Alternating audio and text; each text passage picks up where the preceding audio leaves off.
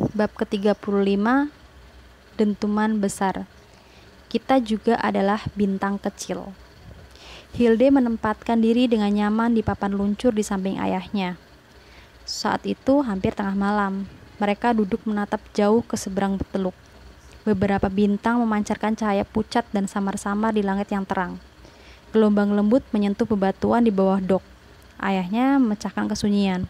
Sungguh aneh bahwa kita hidup di atas sebuah planet yang kecil, mungil di alam raya ini. Ya, bumi hanyalah salah satu dari banyak planet yang mengelilingi matahari. Namun, bumilah satu-satunya planet yang hidup. Barangkali satu-satunya di seluruh alam raya, itu mungkin. Tapi mungkin juga alam raya itu penuh dengan kehidupan. Alam raya juga dapat kita bayangkan besarnya. Jaraknya begitu jauh sehingga kita mengukurnya dengan menit, cahaya, dan tahun cahaya. Apakah itu sebenarnya? 1 menit cahaya adalah jarak yang ditempuh hanya dalam 1 menit. Dan itu jauh sekali sebab cahaya menempuh jarak 300.000 km dalam 1 detik. Ini berarti bahwa 1 menit cahaya adalah 60 kali 300.000 atau 18 juta kilometer. 1 tahun cahaya berarti hampir 10 triliun kilometer. Seberapa jauhnya matahari?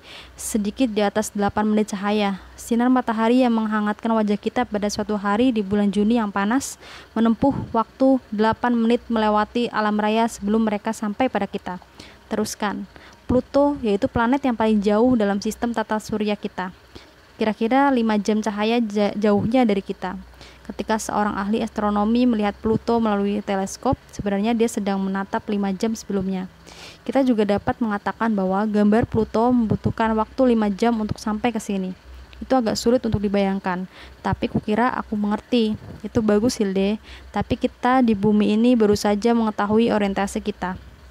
Matahari kita sendiri hanyalah salah satu dari 400 miliar bintang di galaksi yang kita sebut Bima Sakti.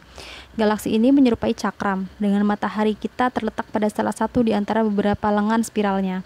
Ketika kita mendongak ke langit dan malam musim dingin yang terang, kita melihat jajaran luas bintang-bintang.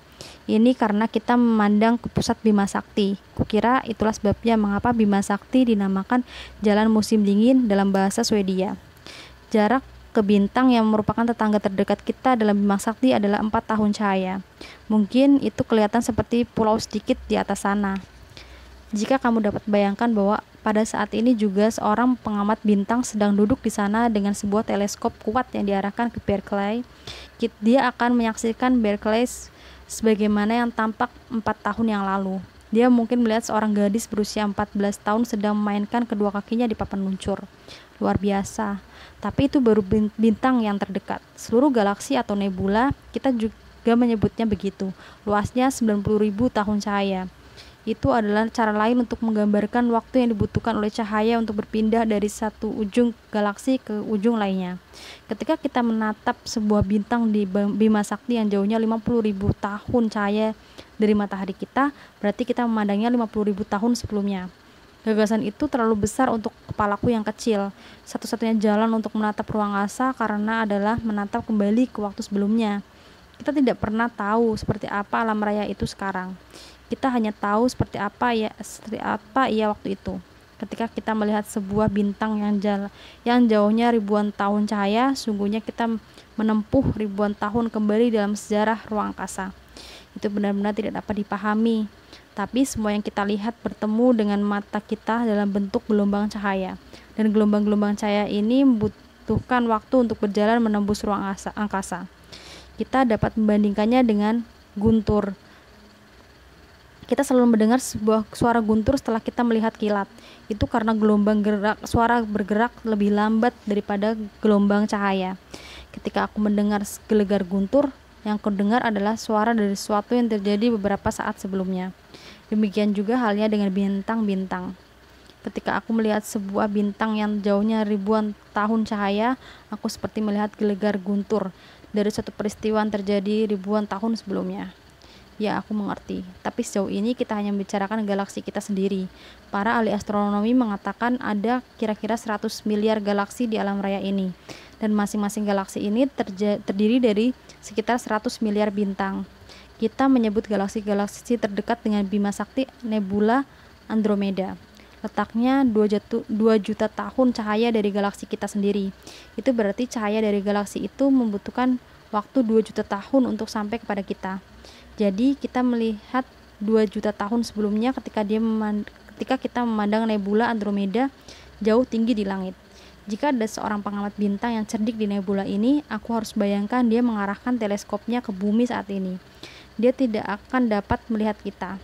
Jika dia beruntung, dia akan melihat beberapa orang Neanderthal berwajah rata, menakjubkan.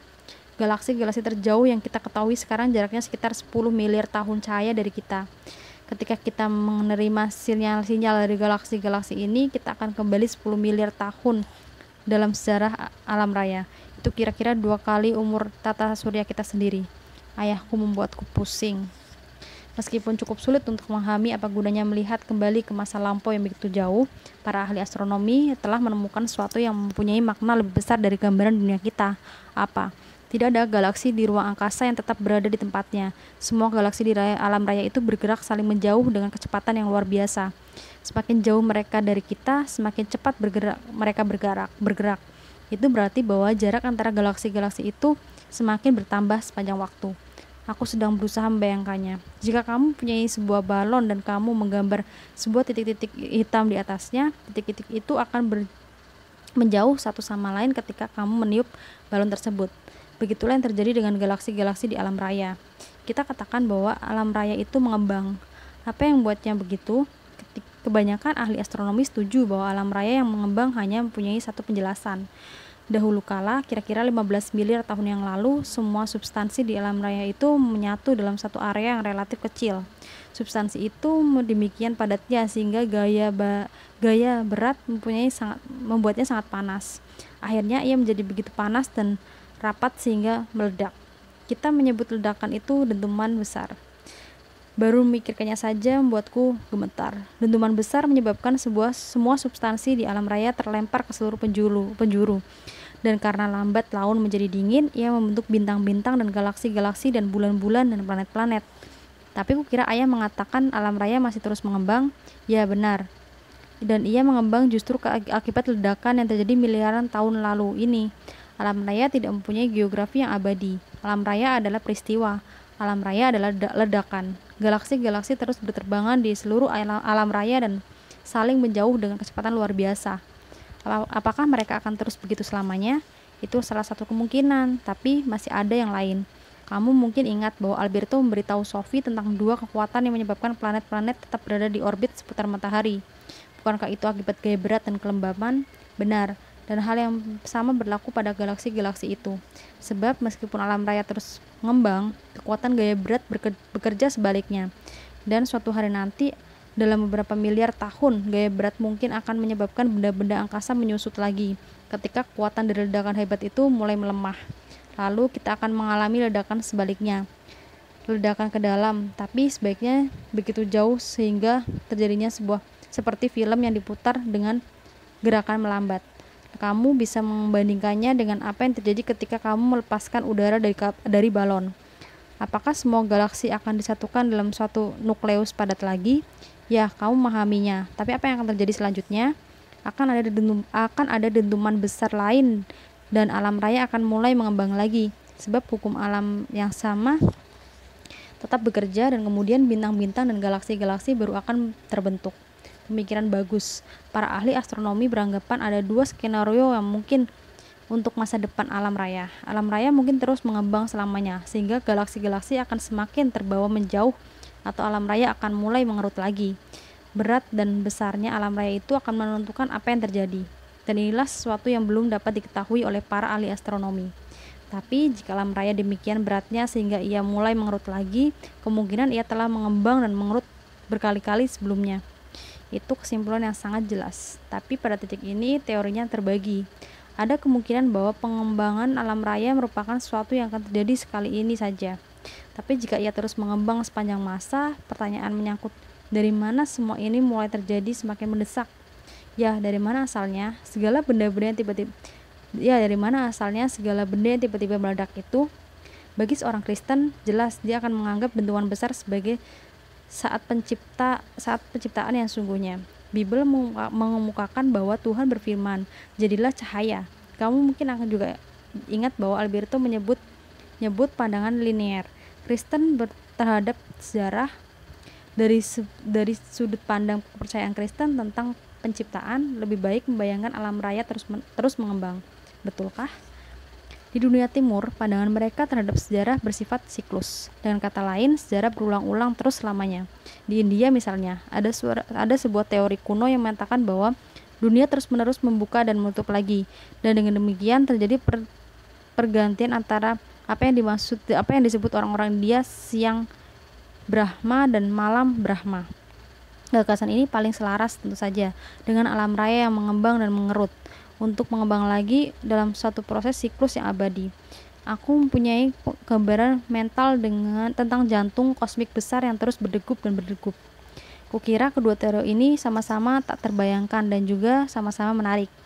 Dan mereka dapat dibandingkan dengan paradoks kekekalan yang pernah dipikirkan Sophie di taman, bahwa alam raya itu telah selalu ada atau tiba-tiba muncul dari ketiadaan. Aduh, Hilde menepukkan tangan ke keningnya. Apakah itu? Kukira aku baru disengat serangga.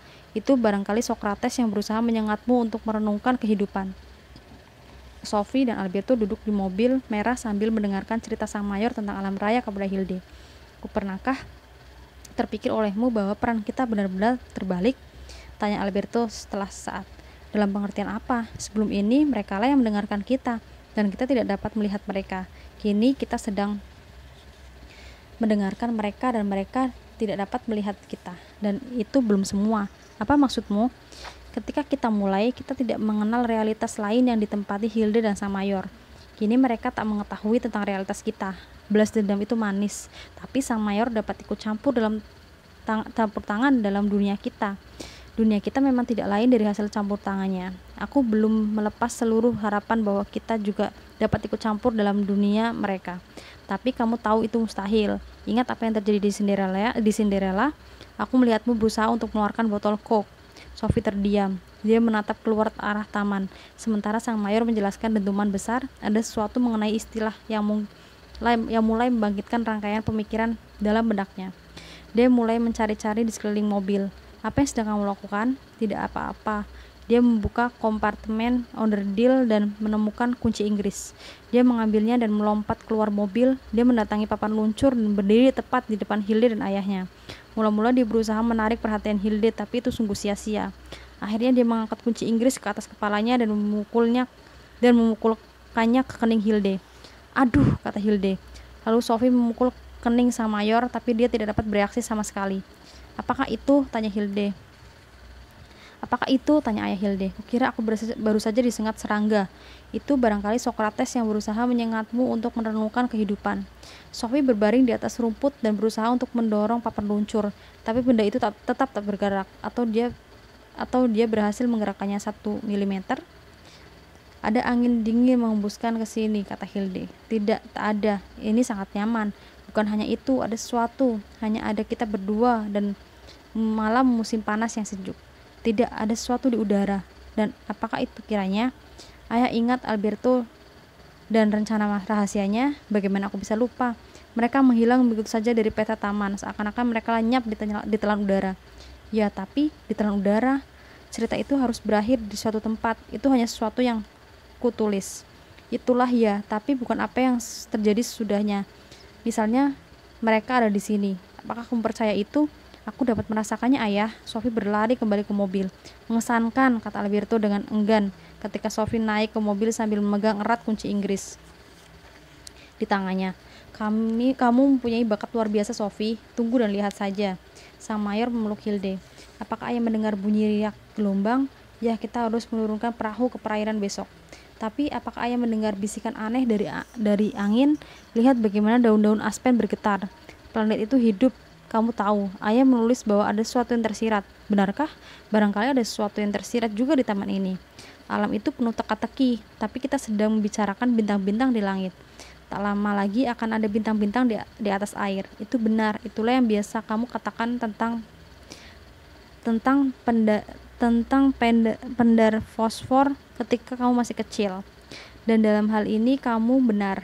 Pendar fosfor Fosfor dan semua organisme lain terbentuk dari unsur-unsur yang pernah menyatu dalam sebuah bintang. Kita juga adalah bintang kecil. Indah sekali kedengarannya. Ketika teleskop radio dapat menjemput cahaya dari galaksi-galaksi yang jauhnya miliaran tahun cahaya, mereka akan menggambarkan alam raya sebagaimana yang tampak pada zaman purba setelah terjadinya dentuman besar. Semua yang dapat kita lihat di langit merupakan fosil kosmik dari ribuan dan jutaan tahun yang lalu. Satu-satunya yang dapat dilakukan seorang astrolog adalah meramal masa lampau, sebab bintang-bintang dalam konstelasi itu bergerak menjauh satu sama lain jauh sebelum cahaya mereka sampai pada kita. Benar, bahkan 2000 tahun yang lalu, konstelasi itu tampak sangat berbeda dari yang kelihatan sekarang. Aku tidak pernah tahu itu. Jika malam terang, kita dapat melihat jutaan, bahkan miliaran tahun di balik sejarah alam raya. Jadi agaknya kita akan pulang kembali. Aku tidak mengerti apa maksud ayah. Kamu dan aku juga berawal dari dentuman besar, sebab semua substansi di alam raya ini merupakan suatu kesatuan organik. Konon pada zaman purba, semua materi dikumpulkan dalam satu gumpalan yang begitu besar sehingga sebuah kepala peniti beratnya bermiliar-miliar ton. Atom purba ini meledak dikarenakan gaya tarik yang sangat besar, seakan-akan sesuatu hancur. Jika kita melihat ke langit, kita sedang berusaha untuk menemukan jalan kembali pada diri kita sendiri. Sungguh luar biasa. Semua bintang dan galaksi di alam raya terbuat dari substansi yang sama. Bagian-bagiannya menggumpal sendiri.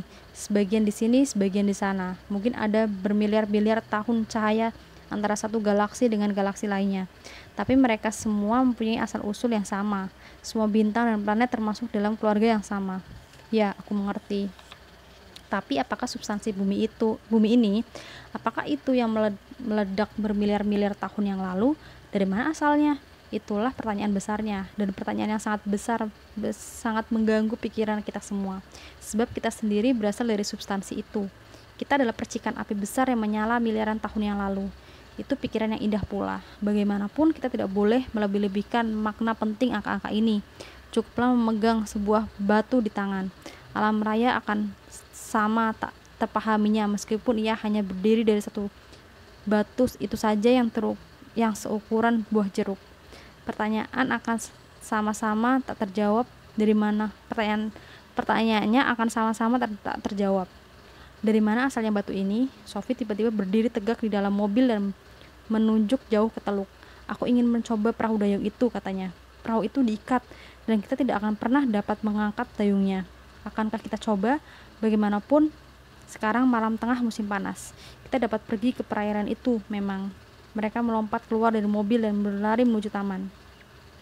Mereka berusaha melonggarkan tali yang diikatkan pada sebuah cincin logam, tapi mereka bahkan tidak dapat mengangkat seujung pun.